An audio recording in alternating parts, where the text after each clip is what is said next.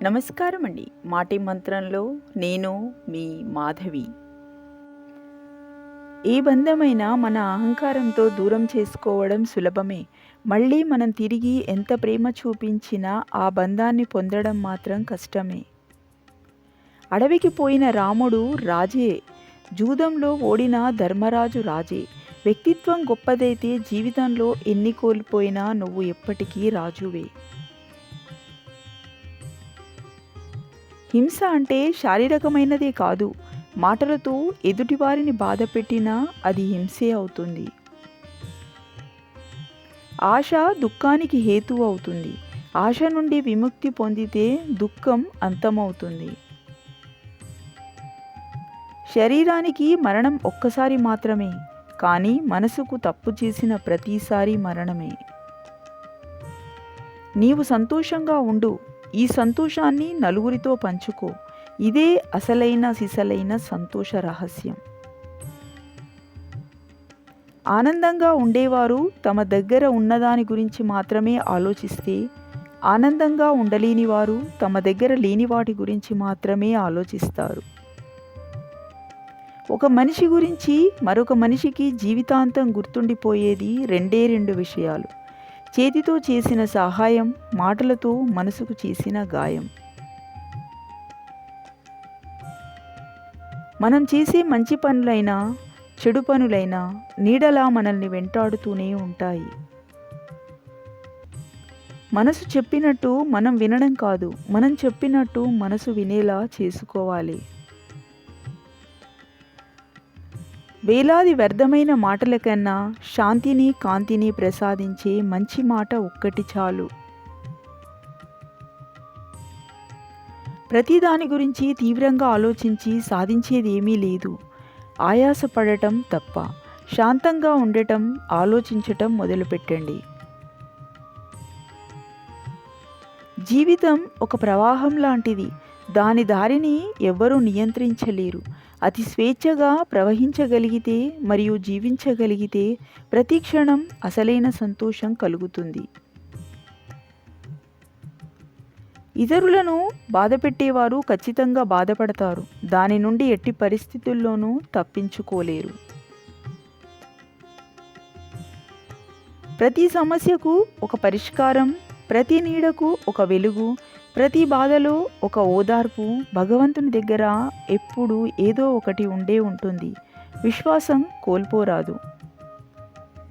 ఈ జీవితం భగవంతుడిచ్చిన అద్భుతమైన వరం. మొలకెత్తడం విత్తనం యొక్క విజయం కాదు, అది ఆరంభం మాత్రమే. చిన్న చిన్న ఘనతలకు పొంగిపోయి ఆగిపోయే మనిషి ఎప్పటికీ మహావృక్షంగా ఎదగలేడు. ఏదైనా పరీక్షించవచ్చు, కానీ మనిషి సహనాన్ని పరీక్షించకూడదు. అది విలువైన బంధాలను దూరం చేస్తుంది. తలదించుకుంటే గౌరవం, తల వంచుకుంటే బానిసత్వం. అర్హత లేని వాడికి గౌరవం ఇస్తే వాడు నిన్ను బానిస అనుకుంటాడు. గర్వం ఒక్కటి చాలు జీవితంలో సర్వం కోల్పోవడానికి. ధైర్యం ఒక్కటి చాలు జీవితంలో ఏదైనా గెలిచి చూపించడానికి. ప్రకృతి ఒడిలో మనుషులెప్పుడూ చక్కగా ఆలోచించగలుగుతారు. ఎందుకంటే మనసులోని ఆకర్షణని మరింత పెంచే సృజనాత్మకమైన శక్తిని ప్రకృతి ప్రసాదిస్తుంది. ఏ మనిషి కూడా పుట్టుకతో శత్రువునో మిత్రుడినో వెంట తెచ్చుకోడు. వారి మాట తీరు, ప్రవర్తనే మంచో చెడో నిర్ణయిస్తుంది. అందరూ మనతో చివరిదాకా ఉండాలని లేదు. ఎవరి ప్రయాణం వారిదే. ఉన్నోళ్లతో ఉన్నంతసేపు ఆనందంగా ఉండటమే వివేకం. పడిపోయినప్పుడు పైకి తీసుకొచ్చేవారు ఎవరూ లేరని తెలుసుకున్నవాడు ప్రతి అడుగు ఆలోచించి వేస్తాడు.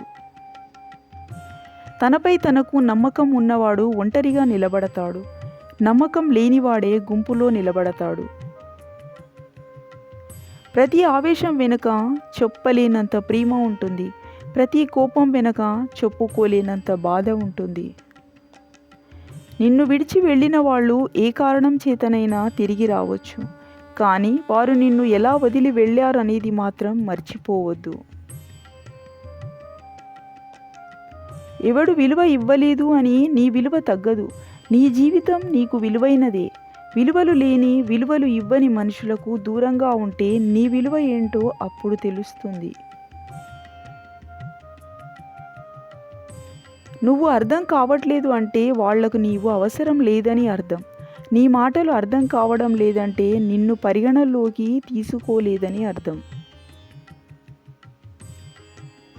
చదువు విలువ తెలియని వాడి చేతిలో పుస్తకాన్ని, మనసు లేని వాడి చేతిలో జీవితాన్ని ఉంచకూడదు. ఎందుకంటే ఇద్దరూ వాటితో ఆడుకుంటారే కానీ వాటిని గౌరవించరు. సంపద కంటే చదువు గొప్పది. ఎందుకంటే సంపదను మనం కాపాడుకోవాలి, కానీ చదువు మనల్ని కాపాడుతుంది. అందుకే చదువు ముఖ్యం. చదువు చేదుగా ఉంటుంది, కానీ అది ఇచ్చే ఫలాలు ఎప్పుడూ తీయగానే ఉంటాయి. ఎంత చదివామన్నది కాదు, ఆ చదువు మనకు ఎంత సంస్కారం నేర్పిందన్నదే ముఖ్యం. సంపాదించే తెలివి ఉన్నోడు పోగొట్టుకున్న దాన్ని గురించి ఆలోచించడు, భవిష్యత్తు గురించి భయపడడు. కష్టపడితే ఈ ప్రపంచంలో దొరకనిదంటూ ఏదీ లేదు. ఈ రోజుల్లో మంచితనం ఎక్కువైతే కష్టాలు కూడా ఎక్కువగానే వస్తాయి. మన పెద్దల సంపాదన మనకు కలిసొస్తే భోగం, మన సంపాదన మనకు ఉపయోగపడితే అది యోగం. మనం సంపాదించింది మనం తినకపోతే అది రోగం. కొసరి అన్నం పెట్టేవాళ్ళని, కసరి మంచి చెప్పేవాళ్ళని జీవితంలో ఎప్పుడు వదులుకోకండి. మనుషులను అంచనా వేయడం సముద్రం మీద ఇల్లు కట్టడం లాంటిది. ఎప్పుడు ఎలా మారుతారో ఎవరూ ఊహించలేరు. నీ కష్టాన్ని చూసి ఒకరు నవ్వితే నవ్వని, పర్వాలేదు, కానీ ఒకరి కష్టాన్ని చూసి నువ్వు మాత్రం నవ్వకు. ఏ కారణం లేకుండా నిన్ను ఇతరులు విమర్శిస్తున్నారంటే నీవు చేస్తున్న పనిలో విజయం సాధించబోతున్నావన్నమాట. అకారణంగా ఎదురయ్యే విమర్శ విజయానికి నాంది. నీకు సహాయం చేసిన వారిని మర్చిపోవద్దు. నిన్ను ప్రేమించిన వారిని ద్వేషించవద్దు. నిన్ను నమ్మిన వారిని మోసం చెయ్యవద్దు. జీవితం నాకు దుఃఖంలో నవ్వడం నేర్పించింది. చిన్న చిన్న విషయాల్లో ఆనందాన్ని వెతుక్కోవడం నేర్పించింది. ఓడుతూ ఎలా గెలవాలో నేర్పించింది. చిత్రమైన ఈ లోకంలో క్షణానికోసారి మారిపోయే మనుషులతో ఎలా మెలగాలో నేర్పించింది. మనిషి ఎప్పుడూ ఓటమిని అంగీకరించకూడదు. పర్వతాల నుంచి ప్రవహించే నది ఇప్పటి వరకు ఏ మనిషిని అడగలేదు కదా సముద్రం ఎంత దూరం అనే విషయాన్ని.